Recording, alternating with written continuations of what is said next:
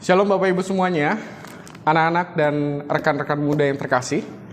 Di pertukaran pelayanan firman sesinodal kali ini dalam rangka Pekan Keluarga GKP, saya sebenarnya berharap bisa bertemu dengan Bapak dan Ibu di gedung gereja gitu ya, di GKP Jatiranggon.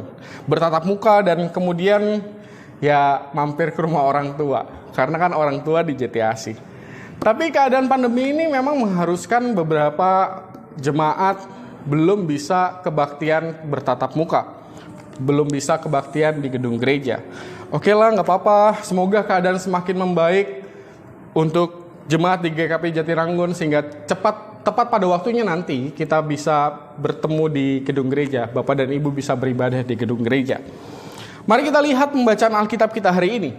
Kalau kita membaca tadi kan kita akan melihat beberapa tokoh gitu ya. Pasti ada Tuhan.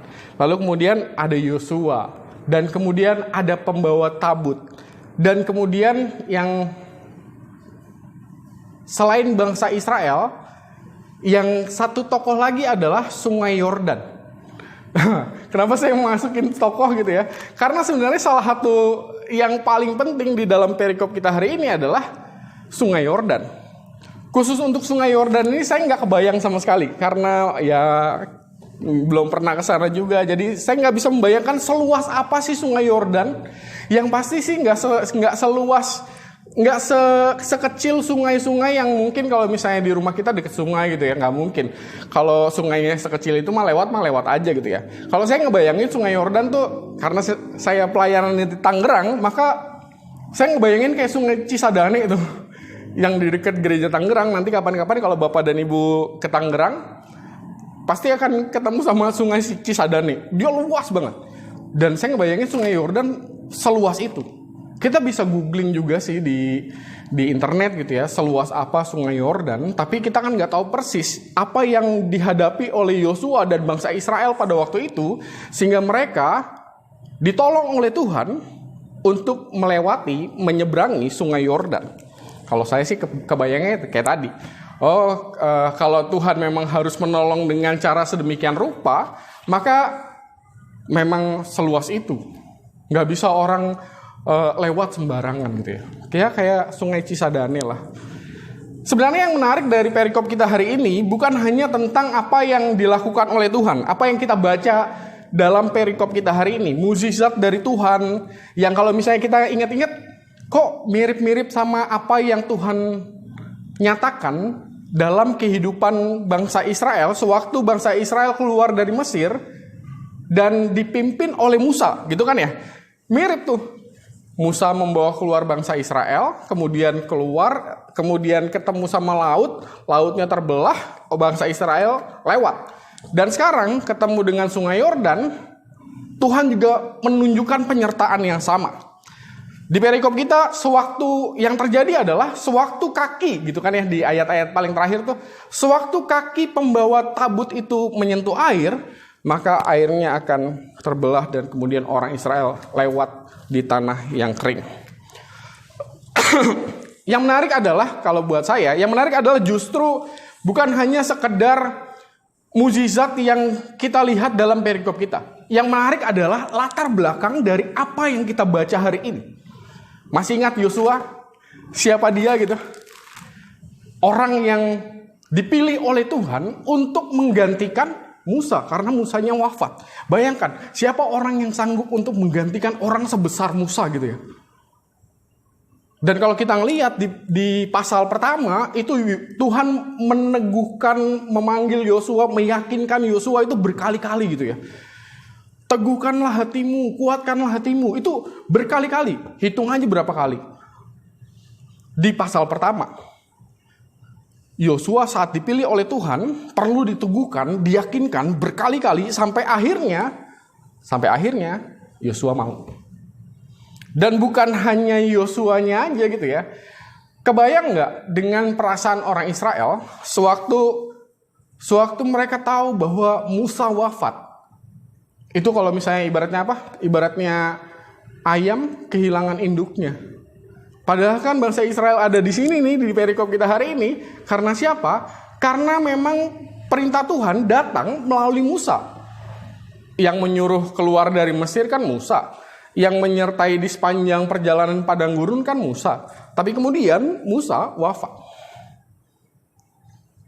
Dan hari ini kita ketemu dengan bangsa Israel yang mereka melanjutkan perjalanan bersama-sama dengan orang yang menggantikan Musa. Dapat nggak kemelutnya? Kalau buat saya, kemelutnya itu bukan hanya yang tampak di depan mata mereka.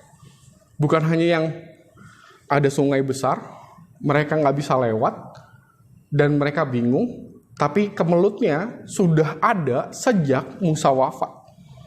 Kemelutnya sudah ada di diri Yosua, kemelutnya juga sudah ada di diri bangsa Israel, tentang bagaimana melanjutkan perjalanan, dan akhirnya ya seluruh bangsa itu sebetulnya adalah menghadapi kemelut bukan hanya yang tampak di depan, tapi yang ada di dalam diri mereka. Oke, dengan melihat latar belakang seperti itu Bapak dan Ibu, maka perikop kita bukan hanya sekedar pernyataan gitu ya, bukan hanya sekedar pernyataan yang memang Tuhan menyatakan berkali-kali kok melakukan mukjizat di depan matanya orang Israel itu berkali-kali gitu ya. Bukan hanya sekedar pernyataan mukjizat dari Allah kepada bangsa Israel. Mukjizatnya sudah tersedia. Kalau buat saya, yang paling penting adalah penunjukan dari Tuhan gitu ya, bahwa mukjizatnya selalu tersedia nih. Tapi orangnya mau melangkah melanjutkan atau enggak. Karena itu yang dihadapi oleh Yosua dan bangsa Israel sewaktu mereka kehilangan Musa. Siapa yang mau menggantikan Musa? Siapa yang sanggup? Makanya di dalam perikop kita juga kan Tuhan mengingatkan, sama seperti Musa, sama seperti aku menyertai Musa, engkau pun akan kusertai. Peneguhan. Bangsa Israel pun seperti itu. Melihat Musa nggak ada, masa nggak ragu sih dengan orang yang sosok baru gitu ya? Tapi di luar itu, di luar kemelut yang terjadi, yang paling saya salut adalah mereka melanjutkan perjalanan mereka, dan kemudian pada akhirnya mereka melihat bahwa ternyata Tuhan sama-sama menyertai kehidupan mereka tetap sama gitu. Sewaktu Musa disertai oleh Tuhan, dan sekarang sewaktu Musa nggak ada, tetap saja disertai. Nah Bapak Ibu, saya mau mengajak kita untuk merenungkan di dalam kehidupan keseharian kita, bukankah di hari ini gitu ya, di hari ini, dengan masa-masa pandemi yang kita nggak tahu kapan berakhir, itu kemelutnya bukan hanya terjadi di dalam diri kita. Rasanya tuh seisi rumah gitu ya. Seisi rumah tuh kemelut semua. Bahkan bukan hanya di tengah-tengah keluarga, di rumah kita kemelutnya karena banyak hal, misalnya karena pekerjaan, karena perekonomian keluarga, dan kemudian itu berdampak bagi kehidupan keluarga kita. Dan bukan hanya di tengah keluarga, bisa jadi juga di dalam kehidupan keluarga jemaat juga berdampak besar gitu ya. Dan kemelutnya jadi di mana-mana gitu ya. Dan dari situ, saya mau mengajak untuk kita melihat bahwa di dalam pembacaan Alkitab kita hari ini, Yosua dan bangsa Israel pun mengalami kemelut yang sama. Bukan hanya kemelut di dalam diri, tapi juga seluruh bangsa itu ketemu dengan kemelut yang di dalam diri dan juga kemelut yang ada di depan diri mereka gitu ya, di hadapan mereka. Sungai besar membentang, mereka nggak tahu harus berbuat apa, tapi kuncinya tetap satu. Kuncinya cuma satu. Biarpun kemelutnya ada, mereka menunjukkan kepercayaan gitu ya. Sewaktu Tuhan memerintahkan kepada mereka untuk tetap maju. Iman untuk terus berjalan, dan melalui iman untuk terus berjalan itu, maka mereka melihat bahwa memang Tuhan menyediakan berkat-berkat yang nyata bagi kehidupan mereka. Pergumulan dalam kehidupan kita selalu datang silih berganti. Dan diam saja tidak akan membawa kita kemana-mana. Maka melangkahlah dengan iman, dan kemudian temukanlah berkat Tuhan itu selalu terjadi dalam kehidupan kita. Bukan hanya saya, Bapak dan Ibu pasti melihat bahwa di tengah-tengah pandemi ini juga betapa banyak orang yang misalnya kayak tiba-tiba jualan online, tiba-tiba berusaha apa gitu ya, dan melalui usaha-usaha mereka, maka di situ berkat Tuhan tersedia bagi kehidupan keluarga mereka. Hari ini mungkin pandemi belum berakhir, mungkin berasa gak enaknya di dalam kehidupan keseharian kita selalu ada gitu ya. Tapi minimal marilah berjuang bersama-sama. Lakukanlah sesuatu yang bisa kita lakukan. Supaya apa? Supaya mukjizat Tuhan, supaya berkat Tuhan yang sudah disediakan oleh Tuhan, kita harus melangkah untuk pada akhirnya menerima, menggapai berkat Tuhan yang Tuhan sudah sediakan bagi kita itu. Kemelut akan berlalu.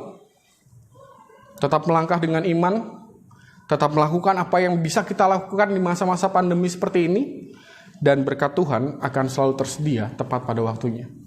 Tuhan menolong, Tuhan memberkati kita. Amin.